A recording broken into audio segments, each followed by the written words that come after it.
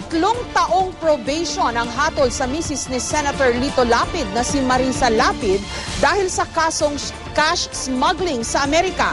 Enero ng nakaraang taon nung arestuhin si Mrs. Lapid sa Las Vegas sa Nevada matapos siyang mahulihan ng $50,000 Sa ilalim kasi ng batas ng Amerika, kailangang ideklara sa customs kung ikaw ay may dalang mahigit $10,000 May report si Mariz Umali. 3 taong probation ang ibinabang sentensya kay Marisa Lapid, misis ni Senador Lito Lapid sa kaso niyang cash smuggling sa Amerika. For 3 years, she's under the Department of Probation supervision. So, for example, she can go back to the Philippines with the permission of the probation department.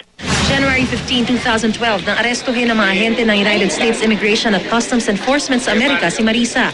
Matapos mahuling may dalang $50,000 nang dumating sa Las Vegas noong November 2011.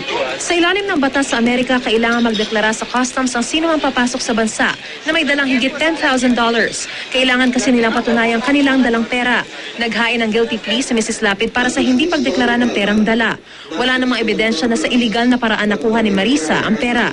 We're pleased with the result in terms of the way it came out, and she's very relieved to have this over with and behind her. Sinubukan ng GMA News na makuha ang reaksyon ni Senador Lito Lapid sa naging desisyon ng korte. Pero ayon sa kanyang tanggapan, binawalan muna silang magsalita ng kanilang mga abogado. Pero dati na sinabi ng senador na kaya ganoon kalaki ang dalang pera ng asawa ay dahil magpapagamot daw ito sa Las Vegas. May sakit daw kasi siya sa puso at kaka-opera rin daw sa liig. Ilang beses na ring nasangkot ang ilang Pilipinong personalidad sa mahigpit na patakaran sa pagpasok at paglabas ng pera sa ibang bansa. Oktubre noong 2008 naman, nang sitahin sa Moscow Airport sa Russia, dating PNP Comptroller na si Eliseo de la Paz dahil sa pagbitbit ng mahigit 105,000 euros o katumbas ng 6.9 million pesos noon. Kabilang sa de la Paz sa 8 opisyal ng PNP na tumulak sa Russia para lumahok sa 77th Interpol General Assembly.